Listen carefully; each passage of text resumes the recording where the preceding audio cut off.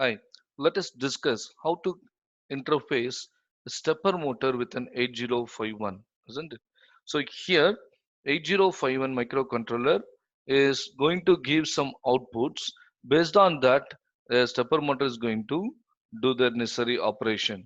It may rotate in a clockwise direction, or it may rotate in the anti-clockwise direction, or even you can stop it as well. Okay, so let us see that how to do this interfacing. So what we do, we arrange a setup like this. So here we have a microcontroller, and there is an intermediary circuits are used here. So you have an opto isolator to separate these two networks. We have this opto isolator. Then also there is a driver that we have used here. It's a stepper motor driver that we have used, so that the necessary currents to run the stepper motor will be generated by this driver, and which will enable the motor to function properly. Okay, now, so this is very important diagram. And what is the information that we need to know from this particular uh, part for writing the program is to what port we have connected the stepper motor. Okay, so here we have utilized port P1, and the lower bits of port P1 is being used. So what depends on what we are going to pass the signal through these bits only decide the operation of the stepper motor. Okay. Okay. Now let us see how to write an assembly language program to rotate a stepper motor both in clockwise direction and in counterclockwise direction. That means anti-clockwise direction depends on the condition of the switch. Okay. So based on the condition of the switch, that means if the switch is equal to 0, where the switch connected? Switch is connected to pin 7, that is bit 7 of P2.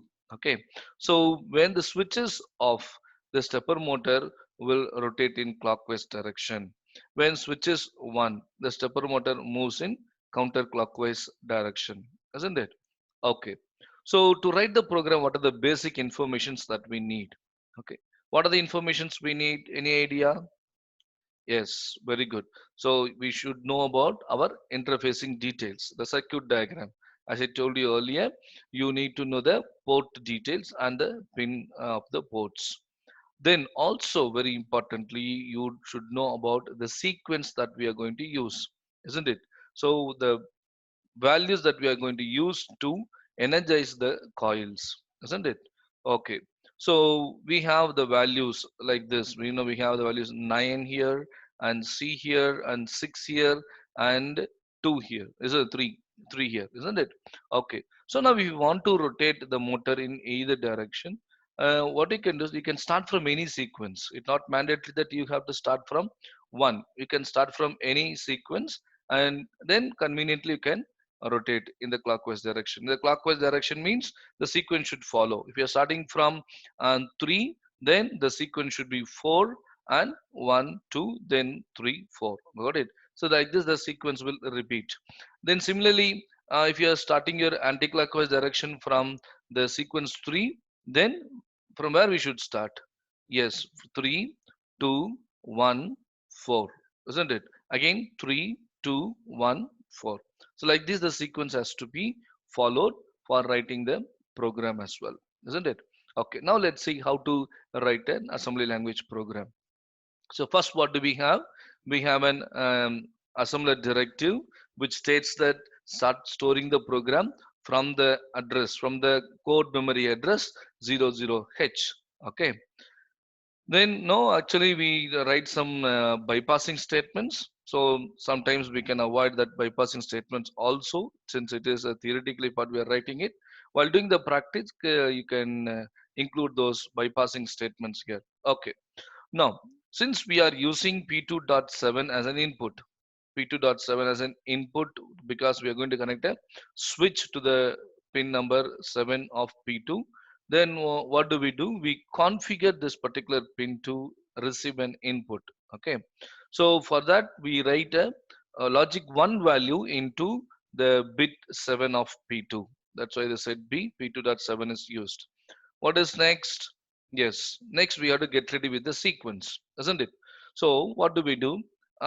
We write the number. No, conveniently, we write the number 66H to the A register. Okay, to the A register. Now, what will be the value in binary? You'll be having 0 1 1 0, then 0 1 1 0. So now in both the nibbles of A register, you will have the value 66H. Okay, this is quite convenient for us to do the further operations to generate the sequence. Next one, we have to give this input to the stepper motor, isn't it? Okay, so for that, what do we do? Which port we are using? Yes, microcontroller is going to give the output, stepper motor is going to receive the input. So this A value we pass it on to the port P1, pass it on to port P1. Now port P1, the lower nibble of port P1, it receives what now? Yes, very good. The lower nibble of port P1, it receives a signal 6. Okay, the value 6 0 1 1 0 is received here for the lower nibble. That means we are starting from the sequence 3 here. Starting from the sequence 3 here. Okay, very good. Next, what do we do? Next, we have to monitor the condition of the switch, isn't it? How do we monitor? By using the JNB instruction.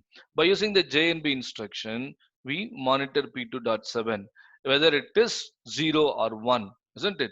JNB means jump if no bit, isn't it? So if this particular bit is not set, then you go to clockwise direction, isn't it? Then go to clockwise direction. So what's a clockwise direction? It is an another input, isn't it? Another address in the memory. Okay, address in the memory. So here we have the clockwise direction address. Okay, so from here, when the switch is equal to 0, the control will come here. So here, what do? We are ready with the next operation, isn't it? The next operation, what do? We do the rotate operations. Rotate right the content of accumulator once, isn't it? So when you rotate the content of accumulator right once, so what will happen? Now we are in this sequence, isn't it? So when we are in this sequence, if it is clockwise direction, we have to go to the fourth sequence, isn't it? So what will happen now? This 0 will go there, and now lower nibble, what we will get? We will get 0 1 1, isn't it? So fourth sequence is generated by using this rotate operation, isn't it? After that, next what we have to do? We have to give some delay for that motor to response to that given sequence, new sequence. Now we have to give a delay. How much delay we are going to give? We are going to give some a delay that we'll see that what is the delay subroutine that we have written here. Okay. Then after writing it, then we have to move it to the port P1. You have to move to the port P1. After first we are rotating it here, then we are using a delay. After delay, we are moving it to P1, isn't it? So from 6 now we are giving what is it? 3 3. Okay, we'll be giving 3 3. Okay. So next, what will happen? Very good. Next, we can rotate the operation. We can rotate the operation, isn't it? So as you rotate the operation, again, what we'll do? We'll go for checking the condition. We'll check the condition. As you check the condition, if it is 0, do the clockwise. If it is now, the condition is if it is 1. If it is 1, then what do we have to do? Very good. We have to do the anti-clockwise direction, isn't it? We have to do the anti-clockwise.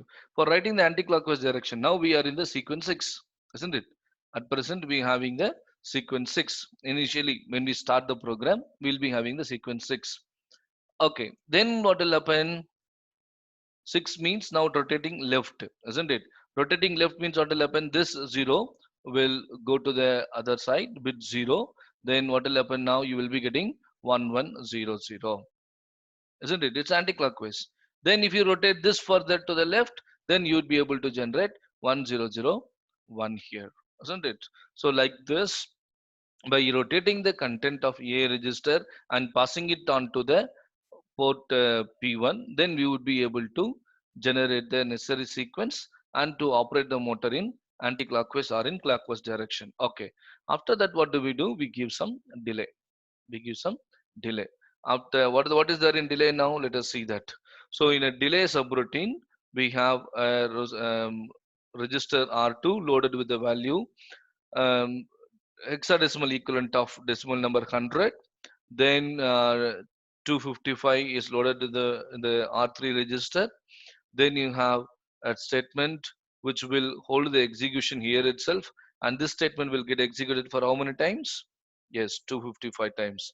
And by using this particular statement, we are rotating, no, or we are repeating this particular statement again for another 100 times. So every time it will execute for 255 times, and that we are marking the end of the subroutine. If you know the delay calculations, you can do the delay calculations and find out how much delay is being generated by using this delay subroutine. Got it? So once we get this, then we pass the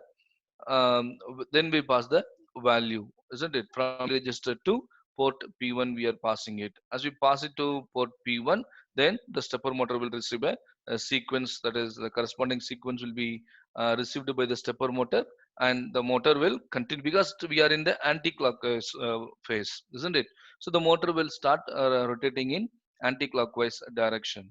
And if you want to continue, then we take the control to this JNB statement only to check the condition of the switch. If the switch is 0, then it goes to clockwise. If the switch is equal to 1, then it will come to the anti-clockwise, isn't it?